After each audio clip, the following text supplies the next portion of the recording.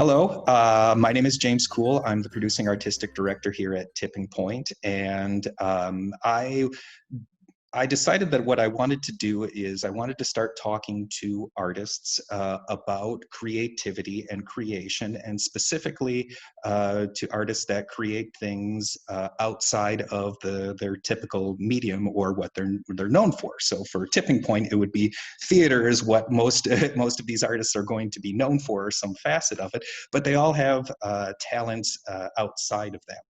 So today I am talking with Tom Mahard.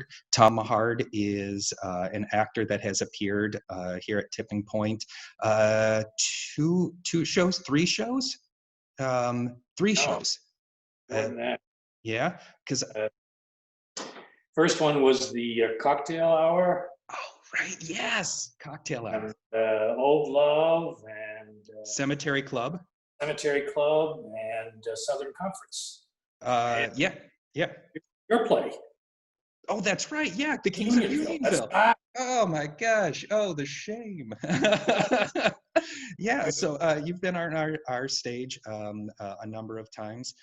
Traditionally speaking, every single year you have you've been Scrooge out at Meadowbrook for how many years now has it been? Well, I'm holding on 11.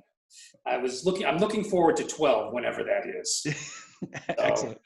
Get that dozen in there. Yeah. So, Tom, before we get into your other art, you have a guest there on your shoulder. Do you want to introduce your guest there? Yes, this is an official Tracy Spada tape ball, and I will share later with you some of the videos of me playing tape ball by myself during the pandemic. Excellent. Tape ball.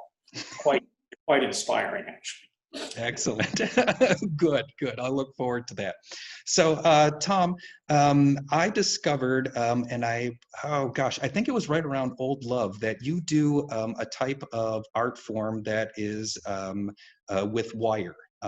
And what it looks like, and you describe it a little bit probably better, but it looks like one piece of wire that you mold and shape into various objects. So could you how did you discover it? Did I get that right as to what it is? Well, it's almost like a three-dimensional line drawing, because you take a single line and you follow that through the whole piece.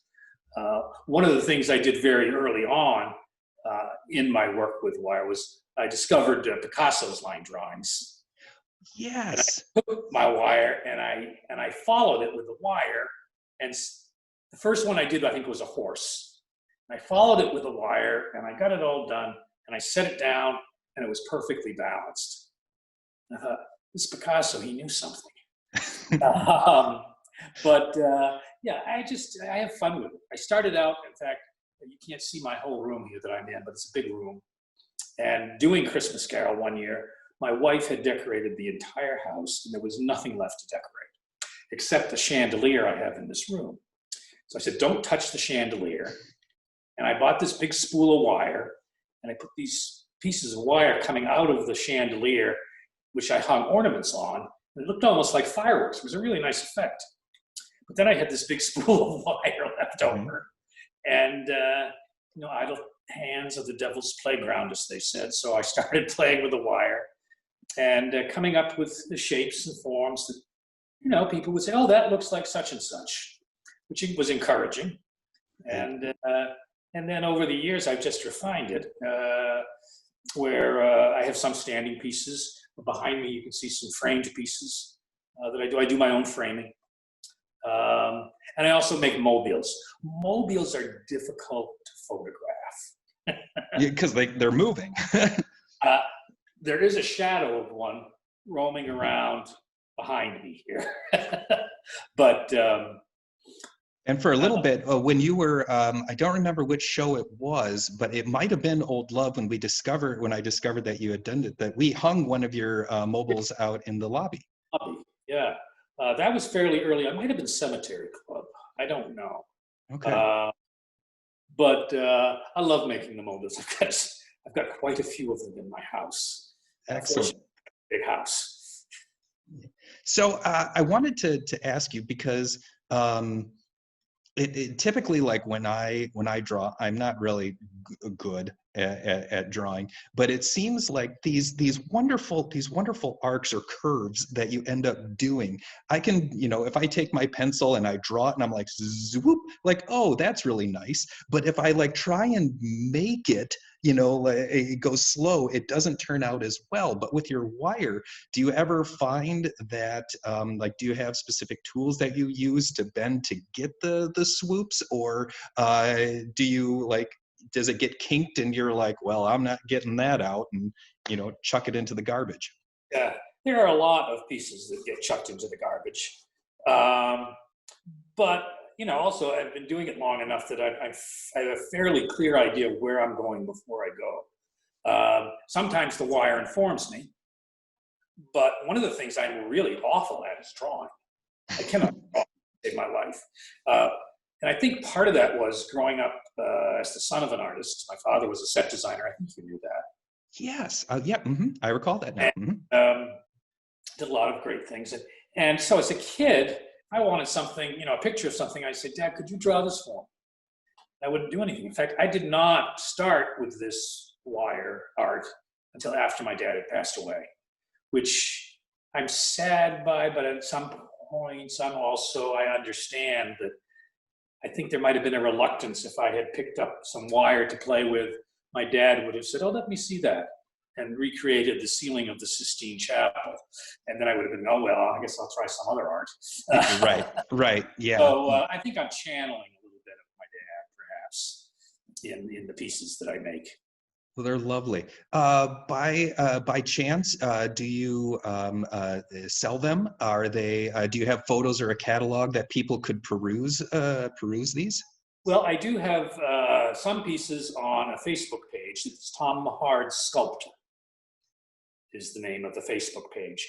And I don't have all my pieces up, but I have a number of them up there, and so you could look at things there. I don't have prices on that, but certainly people can contact me through that, and I can negotiate a price. I've been doing fewer art fairs recently. It's doing an art fair is like producing your own one-man show on a weekend. Setting it all up on a Friday, working like hell all weekend, doing lights, costumes, sound, everything, and then tearing it all down, rain or shine. Yeah. And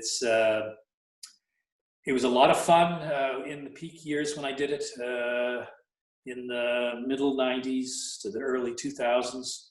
And then that first depression hit, and things started to slowing down. And plus, my real love, of course, is the theater. And so sometimes I'll do it backstage, but I used to do it more backstage when I played like little roles. It's hard to do when you're playing Scrooge and you're on stage for 2 hours. Right. But I do it sometimes when I'm tense. I'll just pick up the wire and I'll start to play with it. So do you find that is this particular outlet, does it come to you at times, like if you are frustrated, or how does this particular creativity or this burst of artistry come to you? How do you get motivated to do these? One thing I do as an actor, which I also do as a sculptor, is I study other artists. And in fact, just about each play that I do, I will have a particular artist in mind that I go to as an inspiration. Matisse is a big favorite of mine. I'm a big fan of Magritte and Bruegel. Different things, but different types of inspiration.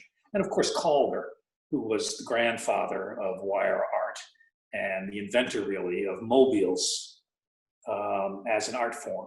And when I started with the wire, I had not really heard of Calder. I mean, just peripherally.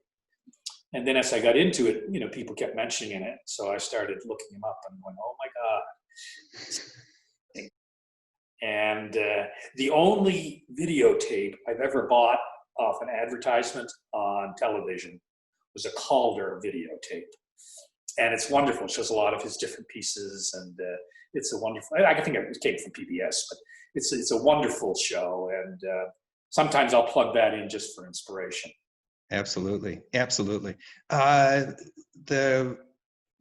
was the question that I had. So, in looking at when you create people, and looking at your art, I've noticed that they tend to have a similar profile, and I'm curious if that profile is inspired by something. Well, actually, that's me. They're all personal. They're me. People will say, come into my booth sometimes, say, "Can you make one that looks like me?" And I said, "Well, if you don't mind it looking like me, yeah." But one of the interesting things I found too with that profile is it stands by itself as a profile, but it changes completely when I put something opposite it, when I juxtapose it.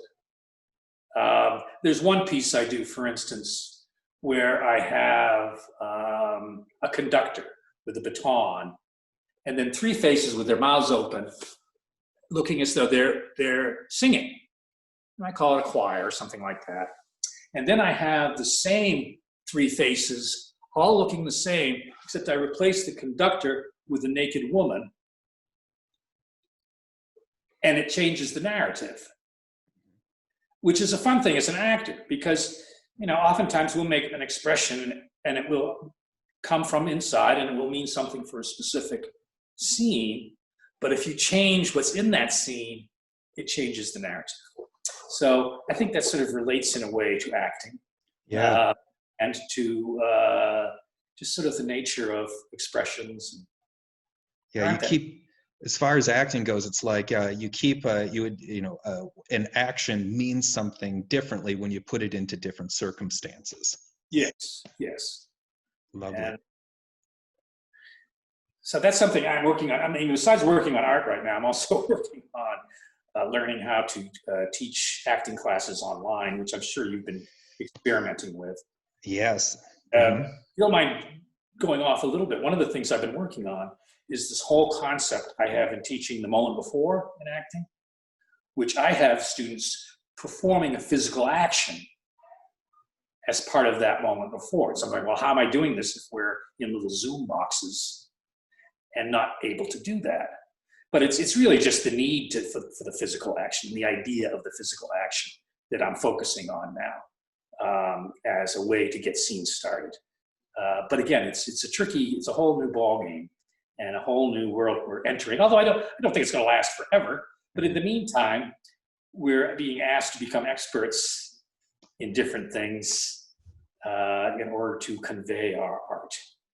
There is a lovely, and you're absolutely right. Like the adaptation, there are two things, in talking about this that reminded me when I was an apprentice at the Purple Rose. One of the things that they would say there was your success in this business runs parallel to your ability to adapt to change. Or some variation of that, because things change all of the time in the rehearsal process. Things change. You might lose a page, you might lose an entire character from a play when you're working on new stuff, or the set might change, or there's all sorts of things that change, and it's our ability to adapt to change that helps that particular creativity. And you're absolutely right that right now, especially with teaching, or I think even at the theater as a whole, we're I don't want to say struggling with that, but we're figuring out how to adapt to change. The other thing that reminded me of is I have a quote on my wall that a dear friend gave me, and it is Vivian Green. I hope I get it right. It's, "Life isn't about waiting for the storm to pass. It's about learning how to dance in the rain." Very nice. And that's one of those things that, just like you're saying, like we're trying to figure out, how do you continue on with this art form of acting when we can't be in the same room together? Right. But again, I think what you touched on is that we are very creative folks, and we're used to things changing suddenly and drastically and adapting. Like the time that all the lights went out during Old Love. at Tipping Point, and we went on as if it were a radio show in the dark. And I don't know how many people have come up to me in the years since then to say that they were at that performance and how much they enjoyed it. But it's that unusual aspect of the live performance, which again, we're missing. And I'm not sure. One idea I had, though, you might like this idea.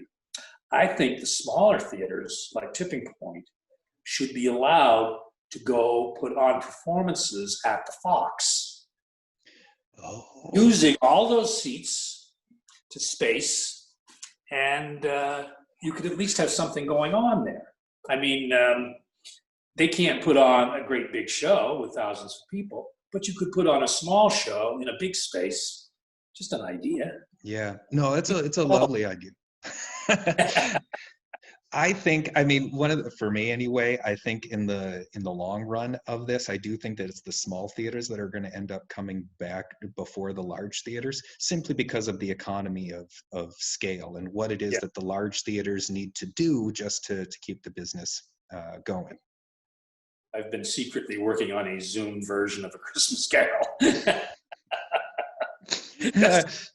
That's needed. I don't know what's going to happen. So, yeah. So another question that I have for you concerning, bringing it back to the wire art. I think that do you ever do the same piece twice? Do you recreate things? Yes, I do. Some that I like in particular. I mean, I have a certain sort of go-to piece, which I call Follow Your Heart, which is just that face looking up, and the wire sort of bends around and goes behind. Up in the air is a heart. And it's just a sort of a standard piece, and I make a lot of those. And I sell them fairly inexpensively for about $25. They're delicate, but the more permanent pieces, even those, like here's my moose, or one of my mooses. Can you see that? Sort of? I do, yes. Sort of whimsical. And that was one that I made sitting at an art fair one day, and someone bought it right away. And so I made another one. Someone bought that right away. And I thought, well, I'll make a few more of these. But they're different. They've changed and evolved too. They all change, which is part of the fun too. I also made, out of aluminum wire, I made moose ears or moose antlers that you put on over your head, like the arrow that goes through. I made the arrow too. But you put these, and then you put a hat on over it, and it looks like you've got antlers coming out. That's is it a wider gauge? Actually, a nice social distancing tool. Well, the arrow would work though too. You could put that. Anyway, I do make them over, but again, they're little variations. They're slight variations. That's fantastic. Yeah. Fantastic. So have you, I guess, last question, have you done, have you done a quarantine piece? Have you picked it up and done a specific piece for social distancing? Well, not really. Let's see if I can, this is just a piece I'm working on right now. I don't know if can you see that? Yep, I can see it. Yeah. And one of the things that's fun about these too is they create a shadow, which is sort of a second part of the piece. I don't know if you can see it on there. Yep. But I love the idea of movement in my pieces. In fact, I don't have one with me, but I do make a little comedy tragedy piece. I never gave you one of those, did I? I don't. I would love one. The tragedy is sort of sitting low, looking up, and I've got the comedy face on a sort of a circular wire, so that he's laughing, and if you tap his head, he bounces up and down on the wire like this, sort of laughing. It's one of my action pieces, and the tragedy has a tear. That sounds absolutely fantastic, Tom. I would love that. Yeah, I will make one for you. I promise. Thank you. Thank you very much. Well, Tom, I've really enjoyed talking with you. Keep us, we'll post links to your Facebook page so that people can check things out and reach out to you. And I hope that it is that you stay healthy and safe until we can get you back here in the theater. That's great. Same to you, James. Thank you very much. Have a good one. Thank you, James.